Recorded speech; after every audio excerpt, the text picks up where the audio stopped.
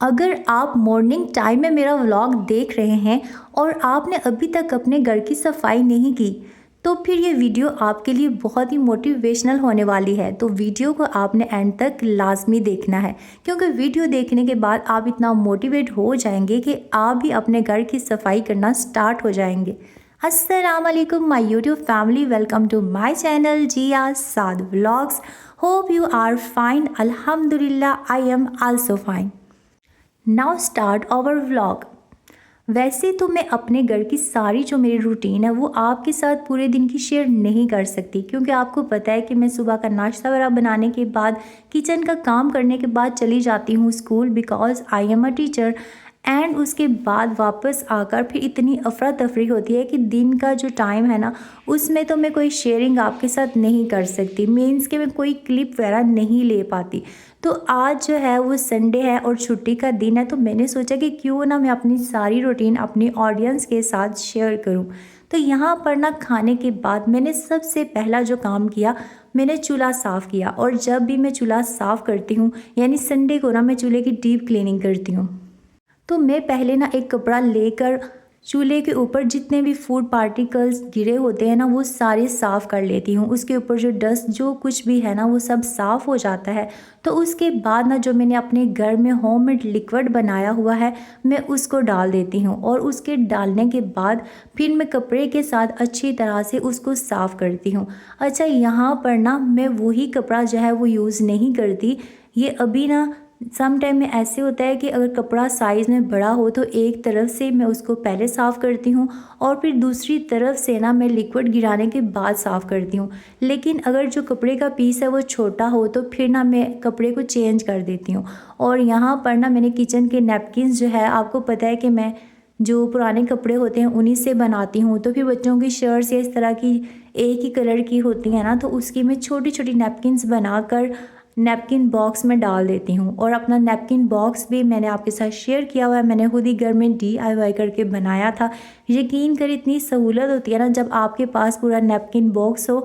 तो किचन में क्योंकि 3-4 नैपकिन तो डेली ना मेरी यूज़ हो जाती हैं, और चूँकि मैंने वो पुराने कपड़ों की बनाई होती हैं तो मैं दोबारा से उनको रीयूज़ नहीं करती और मैं उनको वॉश भी नहीं करती, बल्कि यूज़ करने के बाद ना मैं उनको डिस्कार्ड कर देती हूँ। क्योंकि इससे ये होता है कि एक तो वो कपड़े जो हमारे पुराने कपड़े होते हैं वो दोबारा से रीयूज़ हो जाते हैं, और दूसरा ये कि हमारे घर में ना डीक्लटरिंग भी साथ साथ होती रहती है। घर में जितना ज़्यादा मैस होगा उतना ही घर को साफ़ रखना बहुत ही मुश्किल हो जाता है। तो ऐसे कपड़े जिनको आप यूज़ नहीं करते, जो आपके काम नहीं आ सकते, तो आप उनको पहनने के अलावा किसी और पर्पज़ के लिए यूज़ कर लिया करें।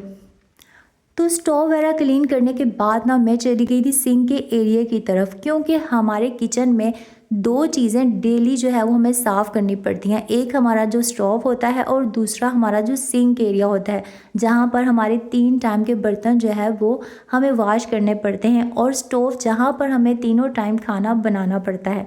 तो इसलिए ना मैं सिंक एरिया की तरफ चली गई। वहाँ पर जितने भी बर्तन पड़े हुए थे मैंने वो सारे वॉश किए, और उसके बाद मैंने अपने सिंक एरिया को भी अच्छी तरह से क्लीन किया।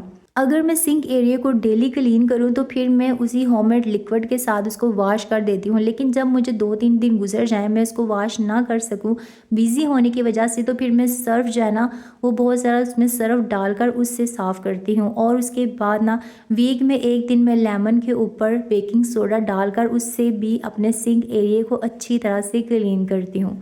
अच्छा जी, किचन के बाद ना मैं आ गई थी अपने बेडरूम में, और मेरे ख्याल में सुबह उठते साथ ही हमें पहले अपना बेड बनाना चाहिए, लेकिन चूंकि मेरे बच्चे उस टाइम सोए होते हैं मैं उस टाइम नहीं बेड बना सकती। जब बच्चे वगैरह उठ जाते हैं ना तो उसके बाद मैं अपना बेड जो है वो बना लेती हूँ। और यहाँ पर मैं आ गई थी गेस्ट रूम में, और गेस्ट रूम में कपड़े जो है वो पड़े हुए थे, क्योंकि फ्राइडे को मशीन लगाई थी, कपड़े जो है वो मैंने उठा लिए क्योंकि अब वो ड्राई हो गए थे।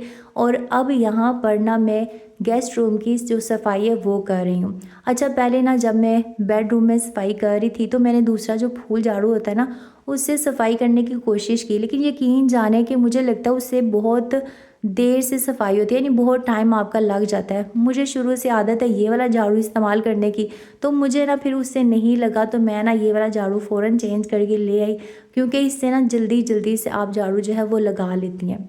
गेस्ट रूम के बाद ना मैं आ गई थी टीवी लाउंज में, और यहाँ पर भी कपड़े पड़े हुए थे।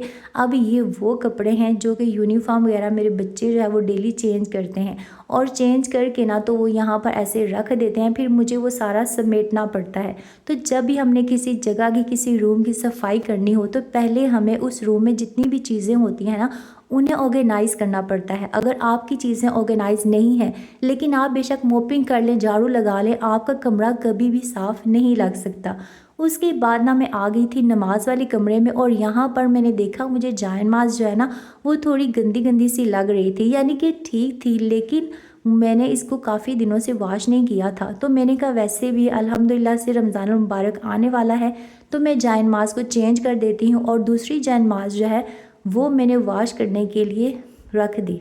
तो अभी मेरी सफाई का काम ख़त्म नहीं हुआ। मैंने सफाई का काम किचन से स्टार्ट किया था, और मैं इसका एंड भी किचन से ही करूँगी। तो किचन से स्टार्ट करने के बाद पूरे घर में घूमने फिरने के बाद मैं आ गई हूँ वापस दोबारा किचन में। तो किचन में मैंने बाकी चीज़ें तो साफ़ कर दी थी, लेकिन झाड़ू वगैरह जो है ना वो रहता था। अभी मेरी सफाई कंप्लीट तो नहीं हुई, क्योंकि अभी मेरा छत और मेरा स्टेयर्स वाला सारा एरिया रहता था, लेकिन वो मैंने आज साफ़ नहीं करना, क्योंकि आज ही अगर मैं सब कुछ करूँ तो कल मैं फिर सफाई के लिए उठने के काबिल नहीं रहूँगी। भाई सफाई के साथ साथ अपनी सेहत का भी ख्याल रखना ज़रूरी है। मिलते हैं नेक्स्ट वीडियो में। अल्लाह हाफिज़।